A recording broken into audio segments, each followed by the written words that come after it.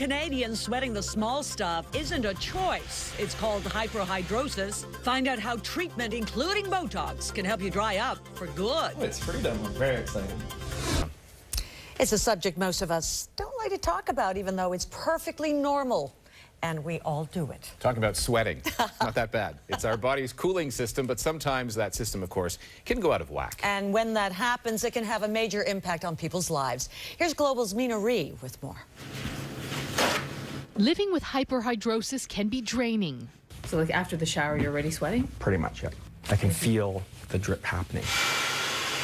Up to 1 million Canadians are suffering silently from excessive sweating.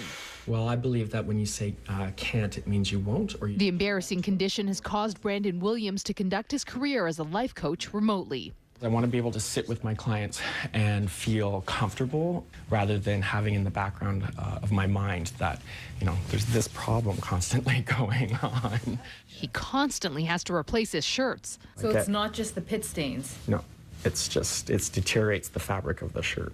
The fabric will just stiffen up and it becomes very fragile and starts falling apart. Drysol and Hydrosol, which used to be prescription only, are now available over the counter, but they can be irritating. A starch iodine test confirms that Brandon has stage 4 hyperhidrosis. So the black reaction is a positive test. Nothing else has worked for him, so he's mustered up the nerve to get Botox.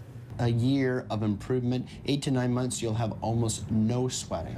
So how does a drug that's typically used to relax wrinkles in the face turn off the taps to sweating? There's tiny little muscles in the sweat glands that squeeze the sweat along. It relaxes those muscles so you can't squish the sweat out onto your skin.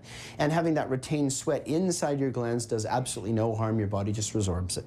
OHIP never pays for this kind of treatment, but some private insurers will. And in those cases, they'll pay for the cost of Botox, which for Brandon is $1,200, but not the doctor's injection fee, which can run anywhere from $150 to $500 an area.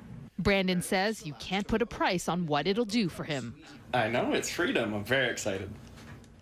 Now, Botox is also being used for sweaty palms and feet, and there's a process called iontophoresis, where you immerse your hands or your feet into pans of electrified water. They say it doesn't hurt, but it takes about half an hour, and you have to repeat the process every 10 days or so. Botox can last up to a year. This is life-changing for him, for sure.